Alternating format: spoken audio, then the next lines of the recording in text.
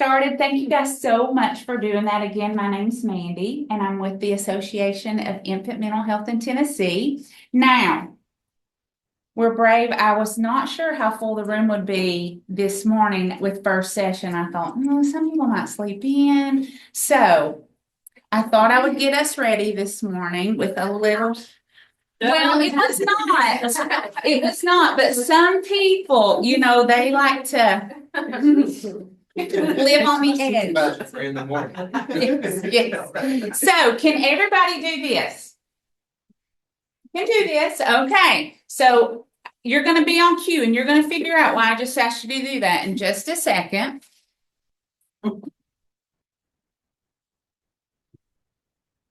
Well, in just a second, it's coming. So I want to start with just our vision and our mission here at Aim High. We do not provide direct service. What we do provide is we provide support to those professionals that do provide direct service. And so we do that through training, through resources, through advocating for optimal development of infants and young children and families. And then our vision, and I know you can read, but I love to say it because I think everybody in this room, we all have a part of this vision because of the work that we do when we're supporting families and we're supporting children. And we really do envision a healthy, thriving Tennessee that prioritizes the mental health and development needs of every infant and young child within the context of their relationships. It's all about relationships, right? All of us know that. That's why we do this work. With their family and their community. So I just want to take a minute because I know that we all probably share part of that that's on the screen. And, just on behalf of us, thank you so much for what you do. Thank you for supporting families. Thank you for supporting children. Thank you for being advocates. Thank you for being educators, whatever you do in this realm. Thank you, thank you, thank you. We don't get told that every day, but we really appreciate you. And that's why we exist, is to support you. There we go. So today's objectives, what we're going to look at today, we're going to look at just understanding that healthy social development in the first 5 years of life. And that's so important because we know that development with our kiddos, our littles, is so rapid fire pace. We're going to talk about that brain development and how 90% of brain development occurs in that space of time. So is it important? Absolutely. Absolutely. We're going to identify how the brain is involved, and we're going to talk about that optimal growth and development. And then we're just going to talk about some intentional ways to support it. Things that you guys are already doing, things that you're already helping caregivers do. And we're going to have a little activity, and you're going to talk to me a little bit as well. So again, who can do this? I was a little early. I get so excited about this little fella. This is just to get us going. Yeah. Let me take a one.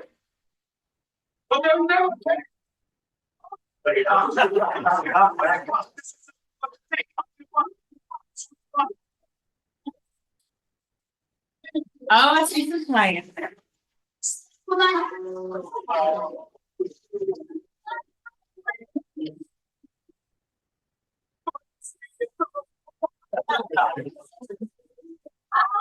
Wait, the ladies. Just something to get us started. Isn't he precious? We all love those baby faces. It all gets us. Like, you can't have a bad day if you were to look at that, right? No. All right. So when we're talking about social development, what are we talking about? What are some of the first things that come to your mind? And when I present, I love for you to talk to me. So feel free to talk to me and answer. It does not offend me at all. So what do you think of when you talk about social development in those early years? What are some things that come to mind? Relationships with their caregivers, with their peers. Absolutely. It's all about those relationships with those caregivers and their peers. Yes. Connectedness. I love that word. Yes. And something else, the bottom bullet there, the process have how they see themselves within the context of the relationships that they're in. That's how they start to see who they are and discover who they are, is because of those relationships and those early interactions. Absolutely. Yes. Processing those emotions, processing feelings, processing challenges, stressors. Yes. Anything else that comes to your mind? Serve and return. So huge. We're going to talk about serve and return. Yes. Okay.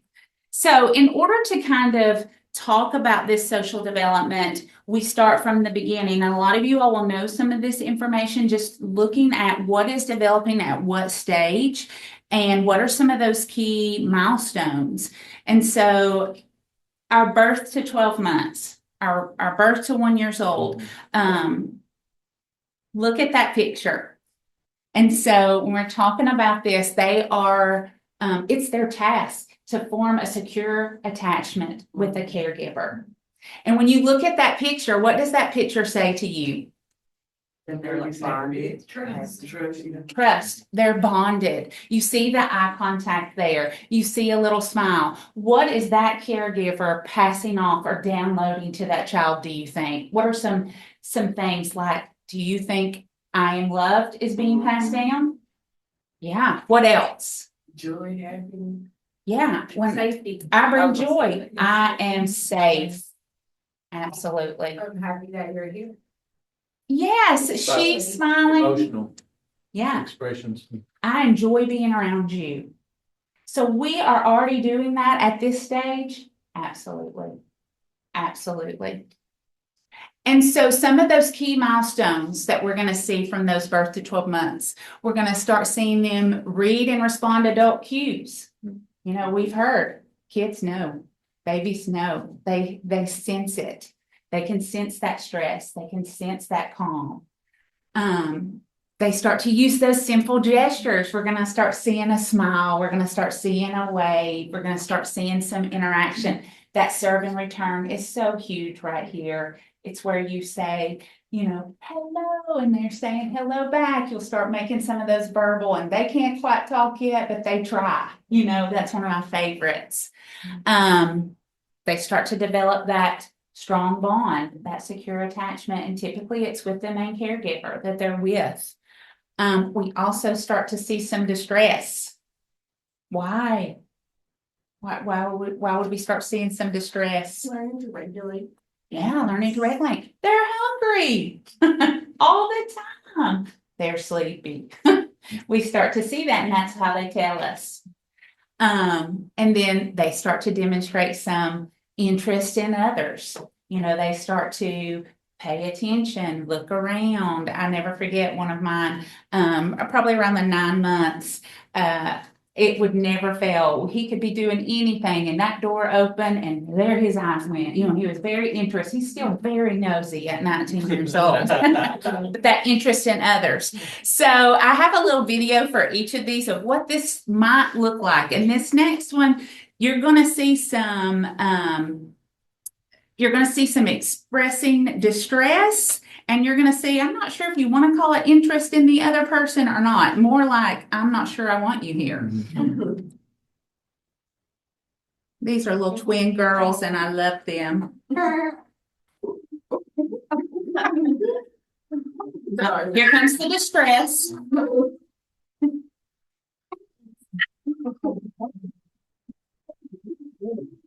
They're starting to definitely interact.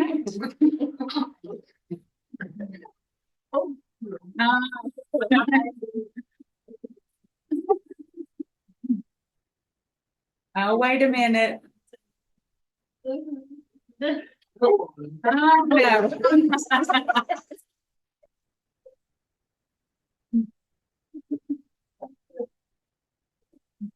One more time. I'm getting this back. Oh, no.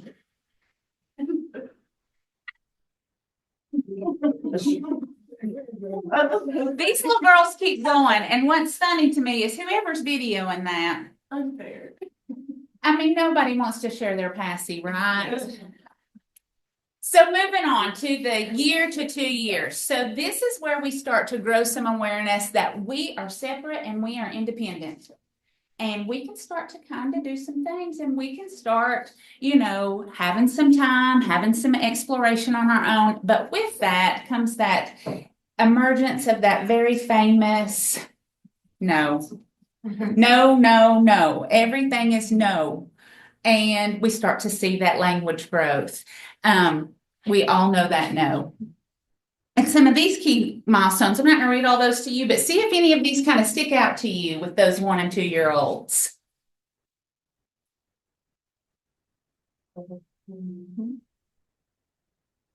Any of them you're like, yeah. And see, we might see this wrap back around in 10 years. Yes. Hopefully. Yeah. The biting can be rough.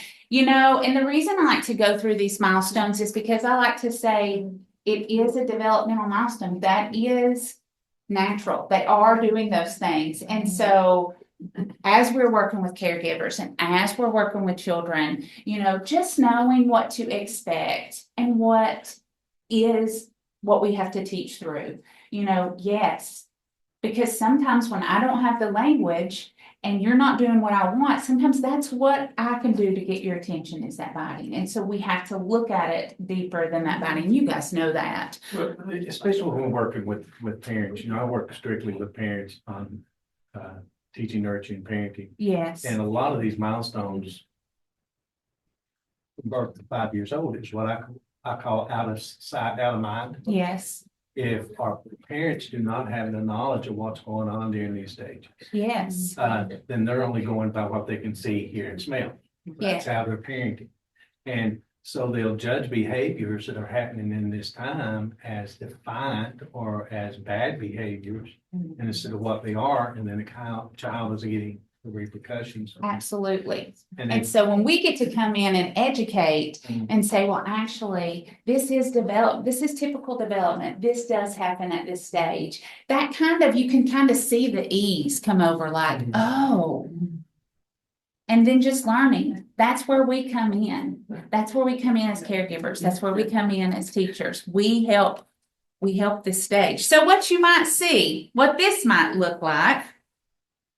I love this little fella. This is you saw the imitate behavior. This video is terrible, the quality, but I think you'll get the gist of it. It's definitely good. Go, girl, go. So he's watched Big Sister. He's gonna do what she's doing. JC, your turn. Now take turns.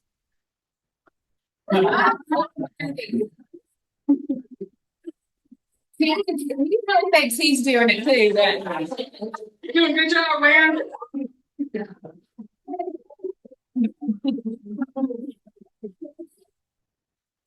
so proud of himself. And I love this now. He said, he tells her it's your turn again. He started taking turns and he just knew by that praise that he was hula hooping too, right? So our 2 to 3 years old, is it terrible twos or is it terrible threes? Which one? Both. It can be both. So we're still on the train of realizing, oh, now really I am a separate person. I am my own person. I have my own things. They're mine. So you go from no to probably mine, right? We see some increase in that pretend play. We see that imagination start to come alive. Our feelings still really trump our thinking brain. We're going to talk about that in a few minutes when we talk about the brain. And we're going to start seeing, again, developmentally, we're going to start seeing some aggression, some frustration, some whining. Yeah. Our patients are not as, they're just not quite there yet. But again, that is part of our development. Absolutely. And I don't know if it's typical, but my daughter was, she was way more thinking. Now my son was way more feeling. at that Absolutely. age. Yeah. And we'll see that. We'll see, as soon as you think you have a child figure out there's no, they all, parts of that brain develop at different paces. And so, yeah, you're going to see that. And so some key milestones here. And again, you're seeing this list grow because this is that part of development where that brain is just developing like crazy. And so any of these that stick out to you?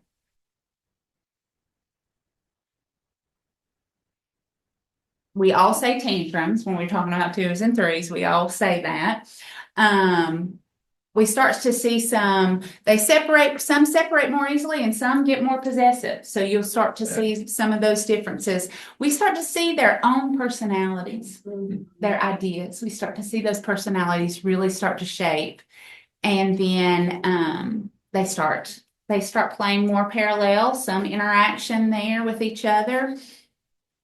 I think that some of us as providers, especially in school providers, Head Start, Yeah. school, it's just like about 2 years old, the average 2-year-old has a vocabulary of about 50 words.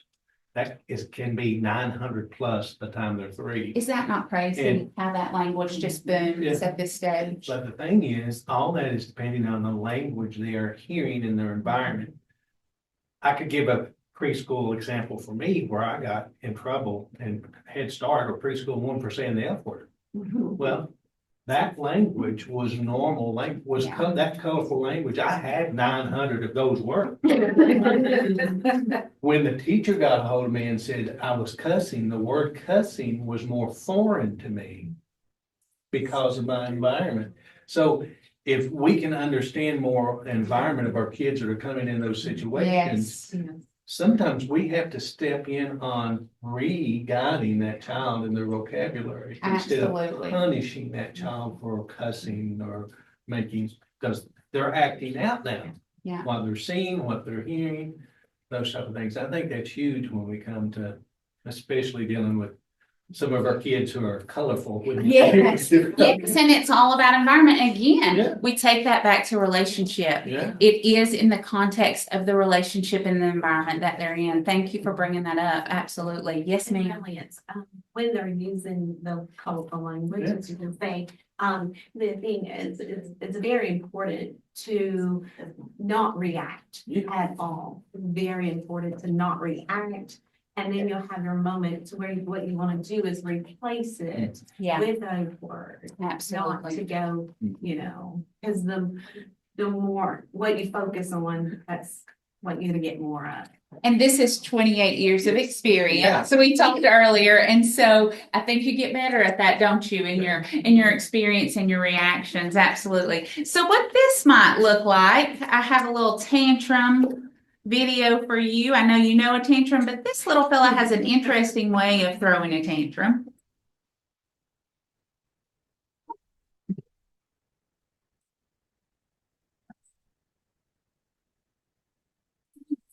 Where'd they go? Yep. I'm mad. Yep. And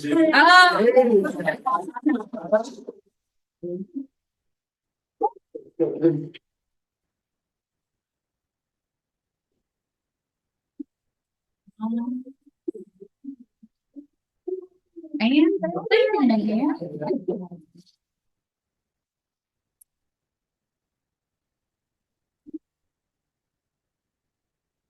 Oh, I am so bad.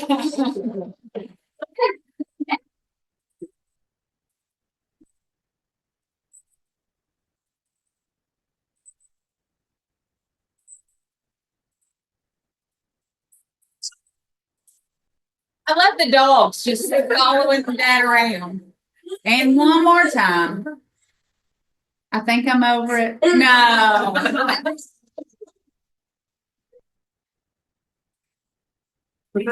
That's his only way of expressing the frustration he has with that parent. Yes. Because he had the wants. He wants that parent to sit down or pay attention to him. And when he's not getting it, when they walk away, and then he's like, there you are again. Who pay attention to me? Yeah, but that's so distressing for. It is. first-time moms. is. You know, I mean, after you've had a few kids, you can walk away, you know, but, you know, those first-time moms, it is so distressing. And you're so tired too. You know, we're gonna talk about just our self-regulation in a little bit, but you're so tired. And so, you're like, I need a minute, for real. I just need a minute. Yes, you're so right. And so our last little group here, our 3 to 5-year-olds, you're gonna see a lot of growth in that front brain, that thinking brain, that prefrontal cortex. And that allows children to start. Now, we're going to talk about the prefrontal cortex in a few minutes, and we're going to talk about the development of that part of the brain and how we really expect children to be there, but they just cannot. That part is just not developed. And as we continue to teach and as we continue to help with that regulation, yes, they're learning that, but it's still not fully developed. We start to see some more collaborative play with peers. But we always need help with those emotions. And so just explaining that and helping caregivers know that we know you're pulled in a lot of directions, you're tired, you're frustrated, but just taking the time to walk through those emotions and help with that regulation. And then their self-concept has grown so much that now they not only care about what they think of themselves, but now they notice that other people have thoughts about them. You might see some embarrassing moments. They start to kind of get a little embarrassed, and that starts to grow. And some key milestones here. Any of those stick out to you? Play more complex games. You can start doing some deeper serve and return where you can play with a ball, you can play a simple game, puzzles. They love the puzzles. I love too that they are starting to be aware of someone else's emotions. And that's when we get that opportunity to start teaching that empathy, which is so big. And we're going to talk about that too. Okay, so the brain. How is the brain involved with this? We've already talked about this a little bit. 90% of that brain is developing that 0 to 5. 90%, that blows me away. But this blows me away even more, that the connections between the neurons in their brains are developing and multiplying at a rapid fire pace, more than 1 million neural connections per second in the first 3 years. And what are those connections from? Serve and return, interaction, absolutely positive. We hope positive, but they're not all positive. We know that. And then what stems after that? Yes. After drug exposed infant who was in the hospital first 4 or 5 months of his life. Yes. Nobody reading, nobody rocking, the picture with the mom and the big smile, Yes. none of that happening. So that child's been bundled too. So you've got arms up. Yeah. That child's been swaddled for 5 months so he doesn't pull out IVs. All the other cords are hooked to him. So then you've got an emotional Yes. child that is so far behind in the brain development stages that everybody's looking at him at 15 months like he's an issue, but he couldn't crawl 15 months. It couldn't, not one word. Yeah. He had 0 vocabulary. A scream was all he had, and for every emotion. Yeah. So- It matters. This Yeah. positive, So these now- interactions at birth, at those You don't first feel- year, absolutely it matters. I'm sure many of you, and I don't have it in this presentation, have seen that MRI of the brain. Mhm. And you've got the one with all the connections in the lit up parts of the brain, and then you have the one that has those dark spaces, and it's a very similar circumstances that you're talking about. So yeah, another diagram that I love from 0 to 3 that kind of shows this is you see at birth those connections. Look at what happens from birth to 6 years. You see all those connections. Now, tell me about this 14-year-old. Does anybody know why that's less and why we've got some more space there? Well, about 12 and a half, the prefrontal cortex gets unplugged, executive thinking in a teenager, and that can last to 19 years. Yeah, and we have what the brain's called pruning takes place. And some of those weaker connections Yeah. are, they're gone. So I love that diagram. So this is where we come in. What can we do? And there's so many things we can do. I could talk for hours of what we could do. A coworker and I really whittled this presentation down, and these were our top 5 things that we just really felt these are things that are so important. The secure attachment. And we're going to talk about each one of them. So the secure attachment. So when we talk about secure attachment, we talk about that positive interaction, that strong bond with a caregiver. Now, I know that we all work with families, and this is not always the case. And so what can we do? We can just encourage the caregiver that has that child that this is so important. And one of my coworkers and I were talking about this last night, and we said, we feel like we used to say all the time, talk to your baby, love on your baby, play with your baby. I mean, that's what you can do. I think the more we can educate and say that. We talked about this just a minute ago. What do you think I mean when I say understand the whole child? And I know you and I talked about this before it started. What do you think when I'm saying understand the whole child?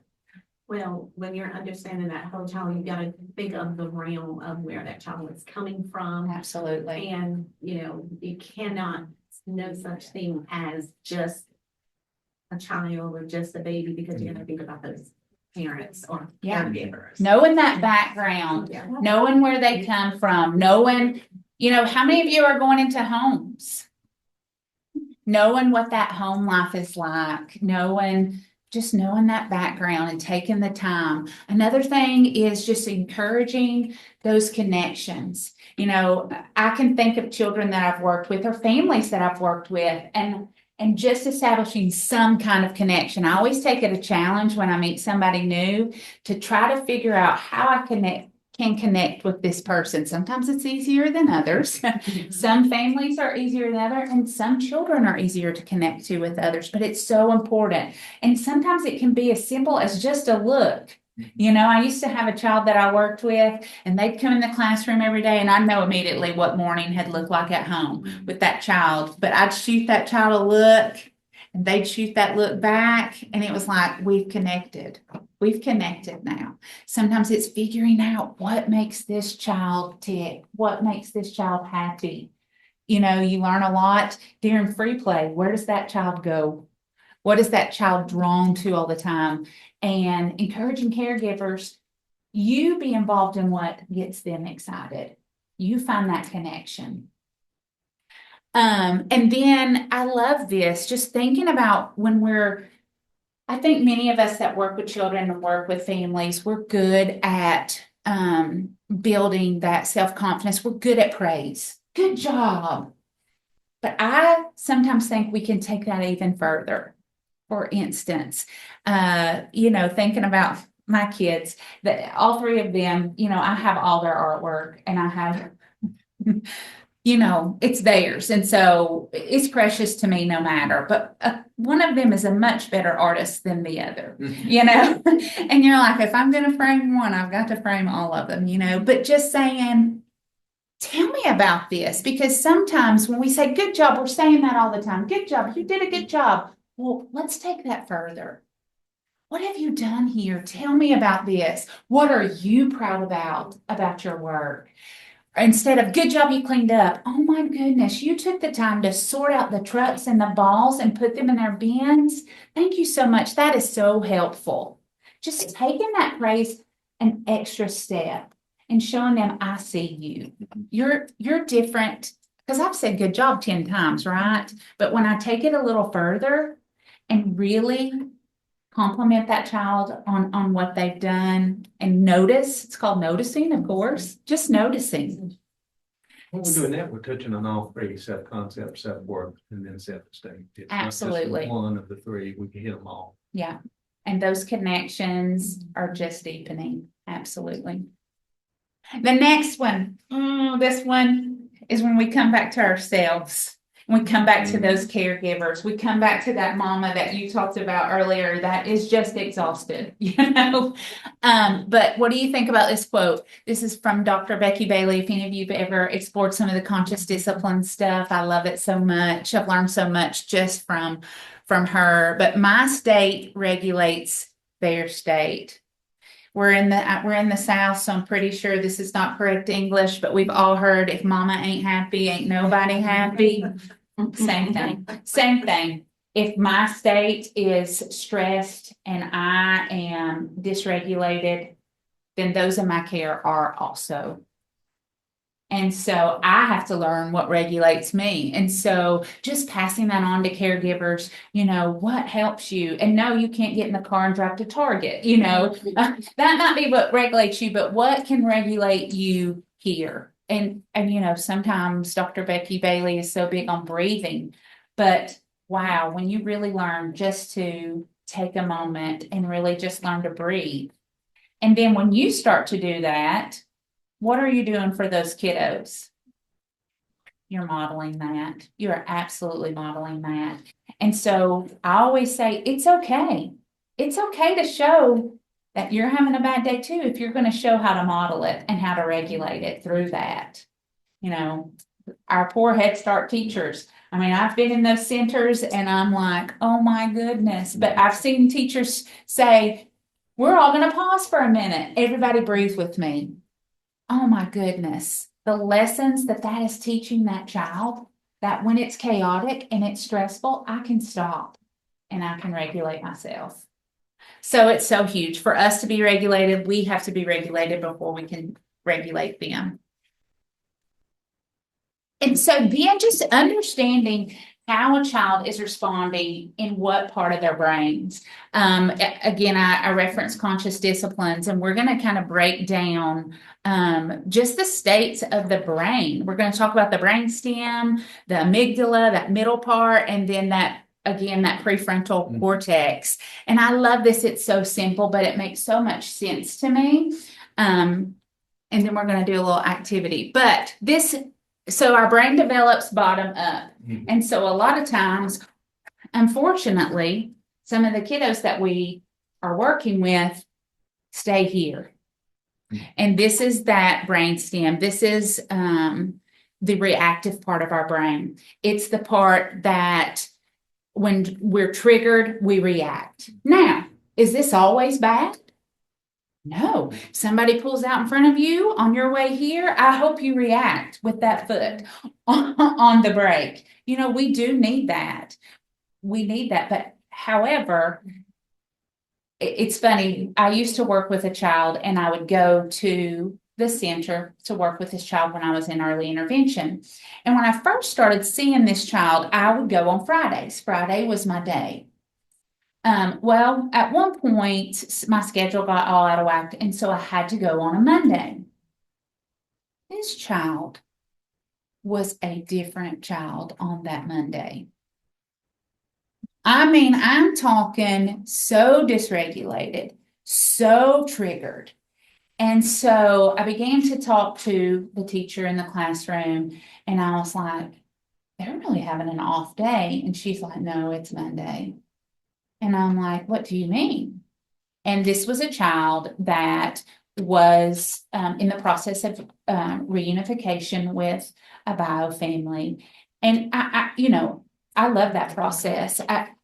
I know it's hard on the children, and I see all sides of it. However, this child was just going from drastic environment, very chaotic, very stressful environment. And then back with the foster family, it was just a different environment. And so she said he usually calms down by Wednesday. And I just that was so eye-opening to me. And so when I started learning these brain states, I was like, yeah, a lot of our kiddos stay here because of their environment. And so the main developmental question, Dr. Bailey says, that we are asking at this stage is, am I safe? The safety is really the heart of this state when you're constantly reacting out of this state. The next one is our emotional state. And yes, these aren't really tears like you're like, oh, this is better. It's just different. Yes, we're not, out of the survival state. You're going to see hitting, biting. You're going to see some aggression. You're going to see reactions. In this state, this is the part that controls our emotions. This is when we react. You're going to see some crying, lots of crying. You're going to hear some verbal responses like, I hate you. You don't love me. Oh, so many. I'm sure this room can tell me some verbal responses that we've heard out of our emotions. But this is when things don't go our way. We don't get what we want. Yes, we're not hitting, but we're still reacting. And she talks about the developmental question at this stage is, am I loved? Yeah. And so how we respond in these stages is big. Because when we have a child that's fighting in that survival stage, when we respond to that child and they're asking, am I safe? What is our job? To make sure they're safe. To make sure that not only they're safe, that they know they're safe. And so that looks different. We talked about the kids, the thinking, the feeling kid, that looks different with every kid. Some child, it may mean that you get them in our safe place in our classrooms or in our homes, and they've got, a blanket or, that safety to them. But another child, it may mean something totally different. Same thing with this stage. You've got children that say, do not touch me. But then you've got kids that when they're in this frame that they say, I just want to be touched. I just want to be loved. I need that deep pressure to show me that I'm important and that I am loved. And so the last state, traditionally, we have tended for so long, we want people to be at this state. This is the state we want to be at, right? We want to be at the executive state. And hopefully as adults, we can get there. We know how to get there. But this is that prefrontal cortex. And we were talking about brain development. And I was saying, that 3 to 5 years it starts developing. But does anybody know when this part is fully developed? My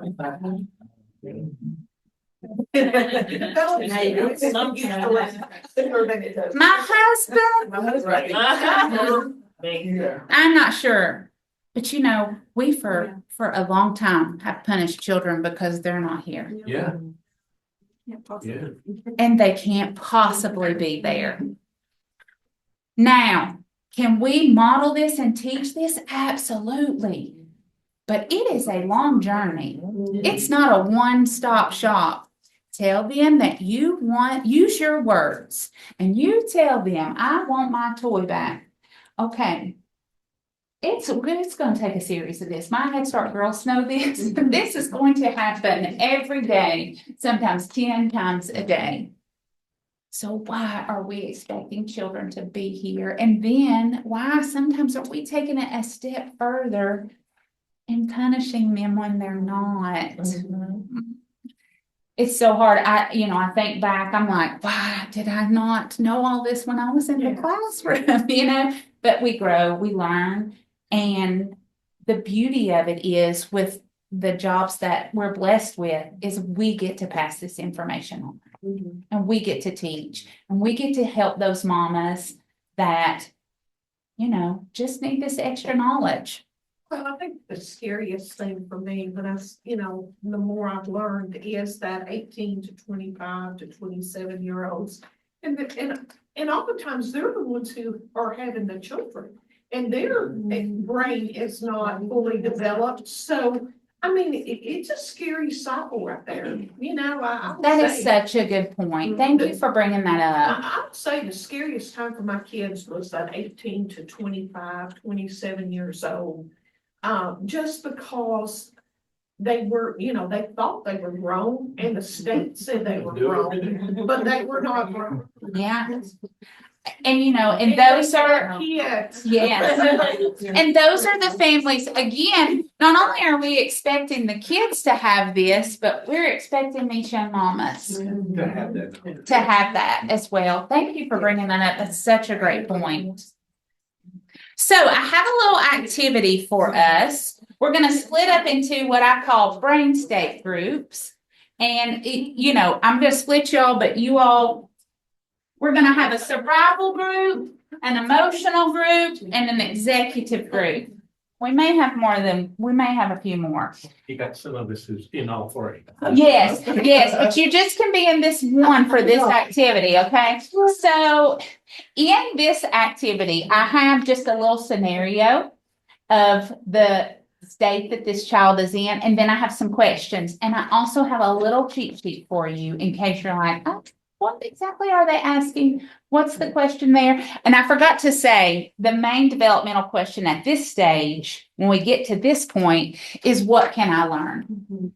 This is our problem solving stage. This is when we're to the point where we can say, okay, how can I learn from this?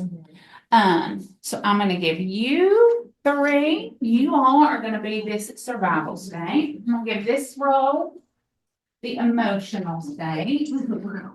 I've got more. I'm going to give this role the executive state if y'all get together. And we're going to have just 10 minutes to talk about this. I'm gonna give it to you. You might turn around. Just That's the survival.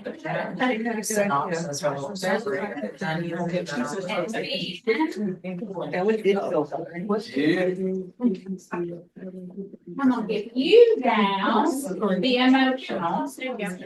And y'all just kind of walk through this. What behaviors do we see that tell us this is survival? State.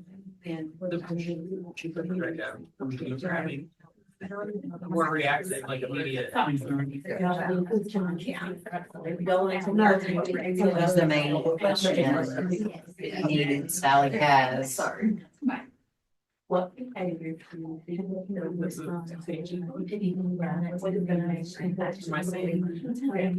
Yeah.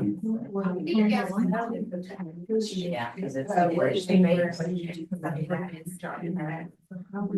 You can handle this.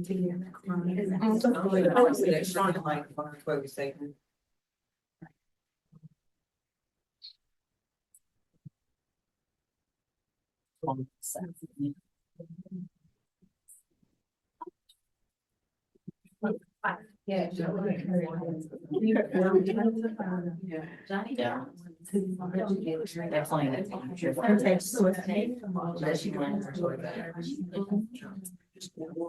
Joining her in that frustrating, and that is frustrating that you're a boy, and you know, like I was like, they're explaining. It might be more selective stage. Well. It would be, you say. Yeah. What tools do we use in our classroom? Do you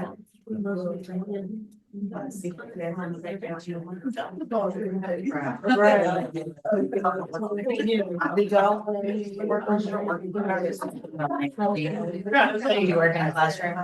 I mean, I work at school and I worked at Head Start, but I work in registration.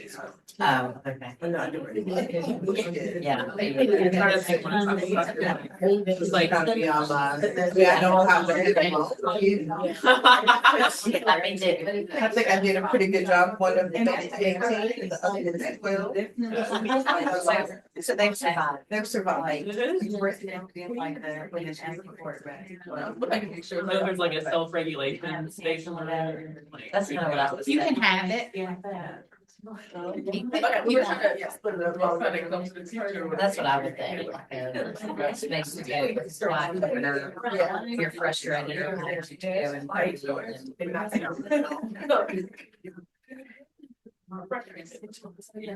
Okay, let's circle back in. And I've got some of you that have the same, which is totally fine. And I typically do this with teachers, but I think it's worth going through just to kind of remind yourself what that state of the brain looks like. And just, these are very, very simple examples. I know some of us that work with teens, these can be a little stronger reactions. So let's talk, who's my survival groups? I know you guys were. So what are some things that you guys talked about?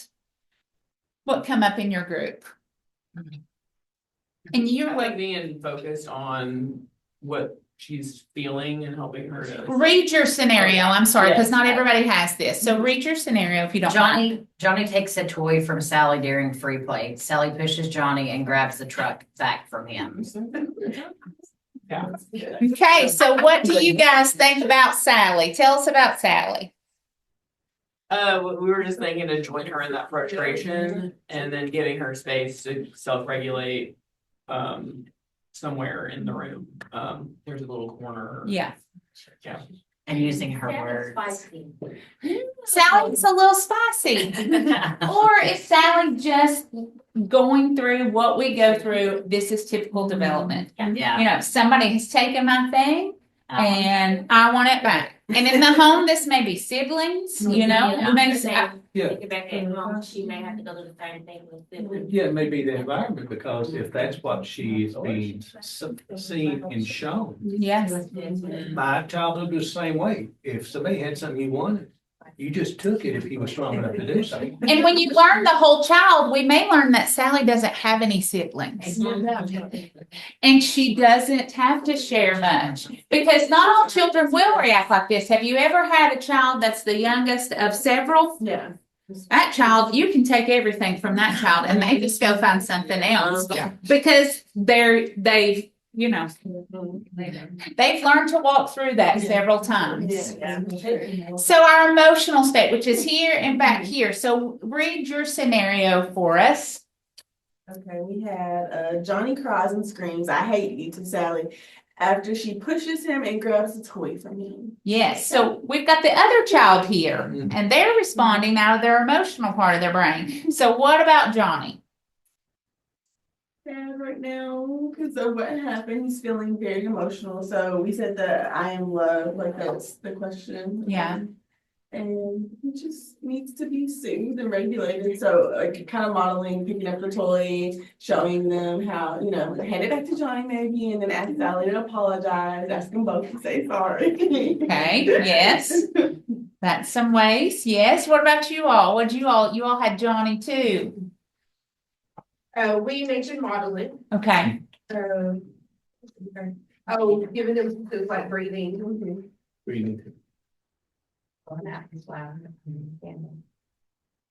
Is that not the best? I love that. And I had a teacher that had a pinwheel, and you know, kids love those pinwheels. Just using that pinwheel to model that. Absolutely. I think we could say modeling at every stage. I don't think you can model enough. I think we can all agree on that for sure. Okay, our executive group. Okay, so our problem was Sally looks at Johnny and says, "I don't like when you take my toy. Please give it back," after Johnny takes her toy trick. The behaviors that we saw in this executive state is that she politely asked for her toy back. She had enough regulation, self-regulation to correctly ask for her toy back without being mean or anything like that. The main question that she had, or me pretty much, was just making sure she's able to get her toy back. Yeah, how can I fix And this? how can she fix it? And how we can respond is praising that, like, she used correct behaviors, she didn't overreact or anything, and then tools that we can use in our classroom is pretty much modeling that for other kids to be able to see how she reacted to that. Absolutely. And just Absolutely. doing that positive descriptive feedback on the doing that. Yeah. Because she knows exactly what we're. What she did, yeah. Mhm. She didn't need the teacher's assistant, straightforward. So once you've modeled so many times, now who's the model? Yeah. Sally. Sally is now the model. Yeah, because she has. Now, this might be the 20th time we've done this with Sally, and she has finally got it. Oh my, okay. So just understanding. I love that. I really encourage you, if you're working with littles and even teenagers, the conscious discipline model, she really breaks it down at all stages. And Even with teachers, because I have to do that all the time. yes. And working with teachers, I do the same thing, whether it is you go through the scenario and then asking them the same questions. So Absolutely. Sometimes as adults, we also have to learn to get to our executive state. And, just depends on what day it is and how many incidents we've had. And I think teenagers is honestly really the same. Like, we work with teenagers, and something we talk about is like their 24-hour window of thinking. Like, they're not thinking of their life outside of this 24 hours. Right. So if their phone gets taken away at school, it's the end of the world. So like, what do you need in this moment? You're not getting it back, but what can we do to like fix that feeling? I love that. It's just a different scale, but Yeah. yes, we're seeing the same reactions. We're seeing some of that same tunnel vision.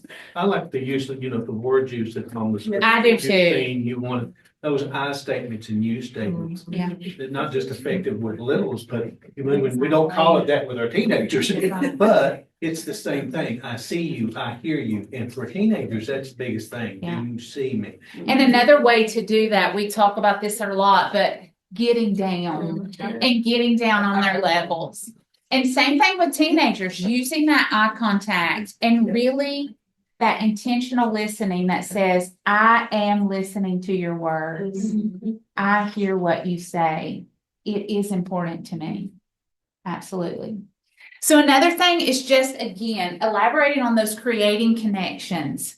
And I think we can say this across the board for littles, bigs, whatever, routines. And why are routines so important? Because they do develop that sense of safety. That's automatic safety.